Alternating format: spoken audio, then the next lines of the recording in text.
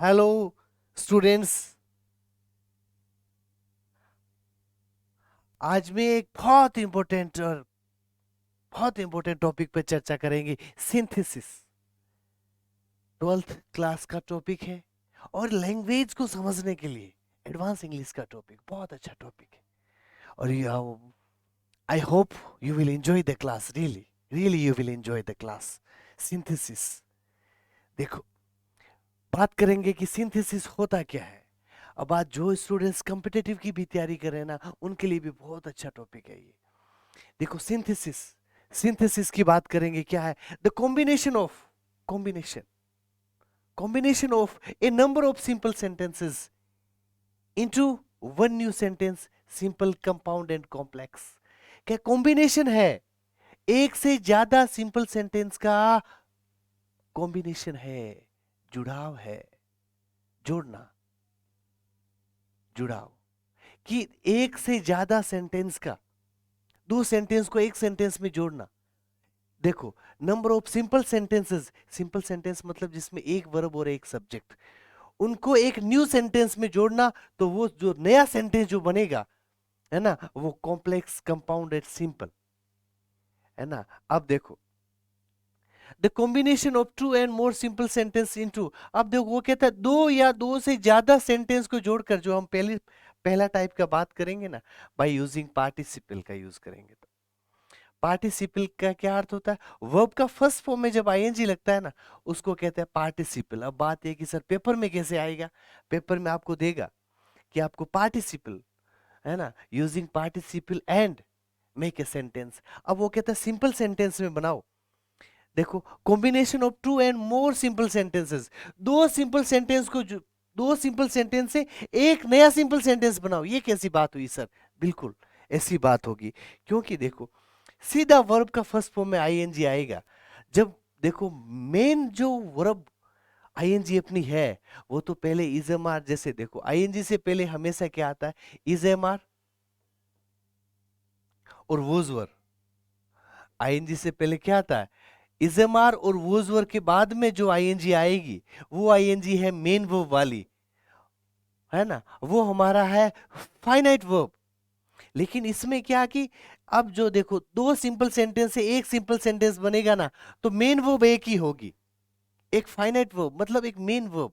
देखो, ही jumped up, ही run away, दो वाक्य है। देखो, इसमें V2 और इसमें भी V2, दो वाक्य। ही जंप्ड अप, वो कूदा और भाग गया। अब क्या, दो सिंपल सेंटेंस है, इधर V2 इधर V2, ये सब्जेक्ट और ये सब्जेक्ट, एक एक सब्जेक्ट वर्ब है, एक सब्जेक्ट वर्ब है। दो सिंपल सेंटेंस को एक सिंपल सेंटेंस में बनाना है। और किसका यूज करना है? इसने कहा है कि पार्टिसिपल का यूज करना है। बहुत सिंपल काम है। दोनों सब्जेक्ट एक है, देखो, ही दोनों एक ही सब्जेक्ट है, एक ही आदमी है जो सब्जेक्ट है वो। तो उसने क्या की, अब इस सब्जेक्ट को उसने ड्रॉप कर दिया और इस वर्ब में आईएनजी लगा दिया, जंपिंग अप, कूद कर। इधर देखो, सब्जेक्ट प्लस V2, यानी ये मेन वर्ब तो ये एक ही है। ये तो मेन वर्ब क्या है? ये एक ही है। ये तो सीधी वर्ब का फर्स्ट फॉर्म में आईएनजी है, कोमा जरूर लगाना है, मतलब जंपिंग अप। अब देखो, यहाँ सब्जेक्ट नहीं है ना, तो ये यहाँ अगर सब्जेक्ट नहीं, इसका मतलब यही सब्जेक्ट इधर है, तब दोबारा लिखने की जरूरत नहीं होती। ठीक है, यहाँ अगर सब्जेक्ट लिख देते ना, तो यहाँ अगर सब्जेक्ट लिख, अगर हम लिख देते, तो ये आईएनजी के लिए इधर हेल्पिंग वर्ब चाहिए होता है। तो अगर देखो, फिर वो एक सेंटेंस नहीं बनता, फिर वो दो सेंटेंस बन जाते। और इसने कहा है एक सिंपल सेंटेंस बनाना है ना, तो एक वर्ब यूज करना है, एक मेन वर्ब, एक फाइनाइट वर्ब। ये देखो, सीधी आईएनजी वाली वर्ब है, तो ये नॉन फाइनाइट वर्ब है। ये आईएनजी फाइनाइट वर्ब कैसे बनती है? जब इजमार वोजवर के बाद में आईएनजी होता है, तब वो फाइनाइट वर्ब। एक सिंपल सेंटेंस में जितनी फाइनाइट वर्ब होगी उतने सेंटेंसेस है। ठीक है, देखो, दोबारा देखो, सब्जेक्ट प्लस V2 एक सेंटेंस, सब्जेक्ट प्लस V2 दो सेंटेंस। अब क्या करना है? एक सेंटेंस बनाना है और पार्टिसिपल का यूज करना है। ऐसे कंडीशन में क्या करेंगे? दोनों सब्जेक्ट एक है, पहले वाला सब्जेक्ट को काट देंगे और उसमें आईएनजी लगा देंगे, जंपिंग अप, ही रन अवे। उसके बाद में दूसरे सेंटेंस को वैसा ही लिख देना है। आगे देखो, he was tired of play. देखो, ही वॉज मेन वर्ब, इधर वॉज बी फॉर्म है ना, मेन वर्ब है ना, ये सब्जेक्ट है। इधर देखो, सब्जेक्ट और V2, सब्जेक्ट और V2, दो सेंटेंस है, एक सेंटेंस में बनाना है। ध्यान रखो बहुत इजी है। अब देखो दोनों सब्जेक्ट एक ही है, एक ही आदमी है दोनों सब्जेक्ट। तो इधर जब was were is am are main verb है ना, उसका बीइंग बन जाएगा, being BEING, being tired of play. इस ही को काट देंगे, बीइंग टायर्ड ऑफ प्ले। उसके बाद में ये जो जो सेंटेंस बच गया ना, उसको सेम का सेम लिख देंगे, ही सेट डाउन टू रेस्ट। या पार्टिसिपल का यूज किया था, पार्टिसिपल का यूज, ठीक है, फर्स्ट फॉर्म में आईएनजी। अगर इजमार वोज वर मेन वर्ब है और दो सेंटेंस ऐसे दिया हुआ हो, यहां चाहे इजमार दिया हो या वोज वर दिया हो, बाद में कोई वर्ब नहीं दिया हुआ हो, क्या करेंगे, सेंटेंस की शुरुआत बीइंग से कर देंगे, बी में आईएनजी लग जाएगा। पार्टिसिपल बनाना, बी में आईएनजी लग गया, ठीक है ना। जैसे मैं कहूं कि he is hungry, he was hungry, तो बीइंग हंग्री। मैं कहूं कि he was intelligent, yes he was intelligent, and ठीक है आगे, ही क्रैक्ड द एग्जाम, तो being intelligent, she cracked the exam, being. मैं कहूं देखो आई एम इंटेलिजेंट, तो being intelligent I can teach the students. अपने आप में देखो बहुत बड़ा सिंपल सेंटेंस एक बन गया, क्योंकि एक ही फाइनाइट वर्ब है, एक ही फाइनाइट वर्ब है, इसलिए इजम आर और वो जब मेन वर्ब हो और उनको सिंपल सेंटेंस बनाने का बोले आपको पार्टिसिपल का यूज करते हुए, तो बीइंग से शुरू कर देना है। नेक्स्ट देखो, बाय यूजिंग, यूज करते हुए ए नाउन और ए फ्रेज इन अपोजिशन। देखो एग्जांपल से समझेंगे हम। आई नो केडी सर, मैं केडी सर को जानता हूं, he is one of the best teacher, one of the best teachers in Bikaner. देखो आई नो केडी सर का आई नो केडी सर लिख देंगे, ही किसके लिए आया बोलो, ही केडी सर के लिए आया, इधर ही इस केडी सर के लिए आया, तो इसको ड्रॉप कर देंगे, इस सब्जेक्ट और वर्ब को ड्रॉप कर देंगे और लिख देंगे one of the best teacher, one of the best teacher in Bikaner. ये कब होगा, देखो यूजिंग ए नाउन और ए फ्रेज इन अपोजिशन। इसका मतलब क्या हो गया, देखो ऐसा कब यूज करेंगे, है ना, ऐसा जब बात आ जाए तो पहले वाले वाक्य को वैसा ही लिखेंगे, और दूसरे वाक्य, दूसरे वाले वाक्य का सब्जेक्ट और वर्ब, है ना, one of the best teacher in Bikaner. Dear student, जो आपके पासबुक में या जो भी आपके पास नोटबुक है, डेस्क वर्क है, उसके सारे एग्जाम्पल कॉन्सेप्ट में आपको समझा दूंगा, एग्जाम्पल आपको करना है, तभी फ्रूटफुल रिजल्ट मिलेगा। जब तक आप एक्सरसाइज नहीं करेंगे, है ना, डिजायरेबल रिजल्ट नहीं मिलेगा। एक्सरसाइज करो, और कोई भी डाउट हो आपका, you can do commit. Next देखो, बाय यूजिंग इन्फिनिटिव, इन्फिनिटिव क्या होता है, टू प्लस वर्ब का फर्स्ट फॉर्म इन्फिनिटिव होता है, टू प्लस वर्ब का फर्स्ट फॉर्म इन्फिनिटिव है, ठीक है। इन्फिनिटिव कब यूज होता है, देखो पर्पज के लिए। जैसे देखो आई हैव सम ड्यूटीज, मेरी सम कुछ ड्यूटीज है, मेरी कुछ ड्यूटीज है, आई मस्ट परफॉर्म देम, मुझे उनको परफॉर्म करना है, परफॉर्म करना है ना। तो देखो इसमें ये कहा है कि क्या करना है, आपको इन्फिनिटिव का यूज करना है, बाय यूजिंग एन इन्फिनिटिव का यूज करना है, मतलब टू प्लस वर्ब। अभी तक हम जो सीख रहे हैं ना, दो सिंपल सेंटेंस का एक बड़ा सिंपल सेंटेंस बना रहे हैं, दो अलग अलग सिंपल सेंटेंस है, ये देखो ये सेंटेंस यहां पूरा हो गया और ये सेंटेंस यहां पूरा हो गया। अब दो सिंपल सेंटेंस का, दो सिंपल सेंटेंस का एक ही सेंटेंस बनाएंगे, वो भी सिंपल सेंटेंस होगा, क्योंकि उसमें एक ही फाइनाइट वर्ब है।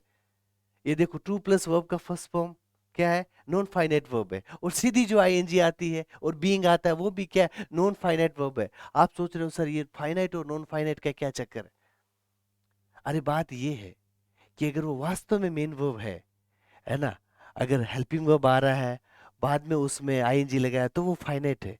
बिना सब्जेक्ट की वर्ब आ रही है, वो नॉन फाइनाइट है।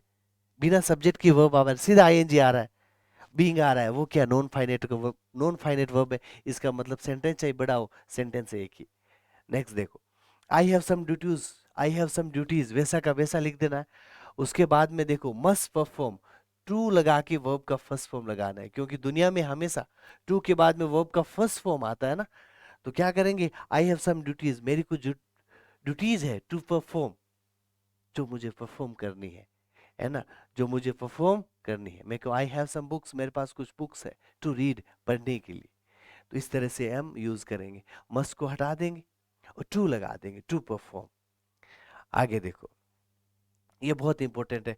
By using nominate obsolete, nominate.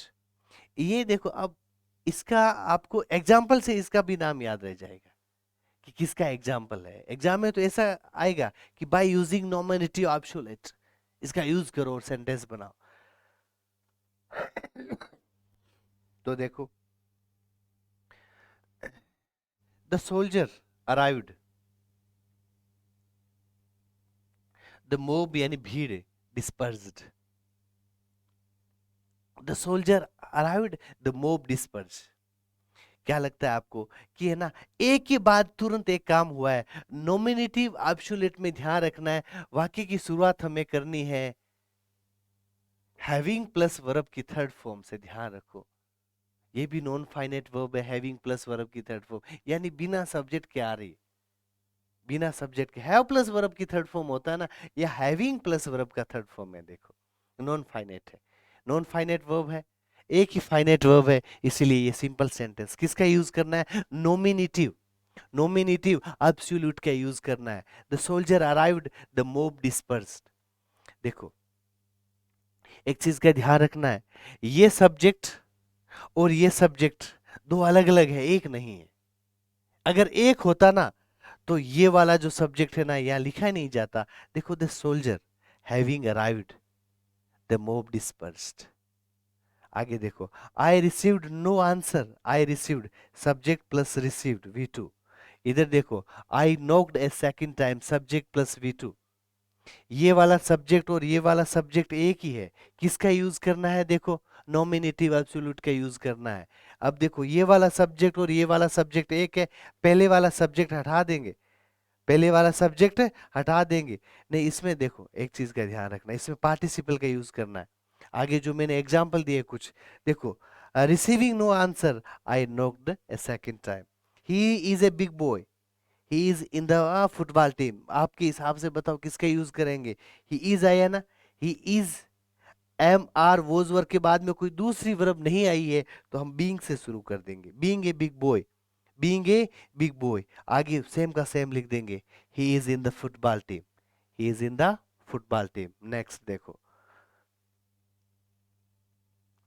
अब देखो हम नेक्स्ट क्लास में चर्चा करेंगे कि combination of two and more sentences into a compound sentence, एक कंपाउंड सेंटेंस बन सकता है। और कंपाउंड सेंटेंस सिंपल सेंटेंस से बनाना बहुत इजी है, एक ट्रिक है कंपाउंड सेंटेंस का, मैं आपको बताता हूँ। Fan boys, fan boys. और ये फैन बॉयज क्या है, इसके लिए जुड़े रहिए मेरे से, पार्ट नंबर 2 में हम बात करेंगे। जय हिंद।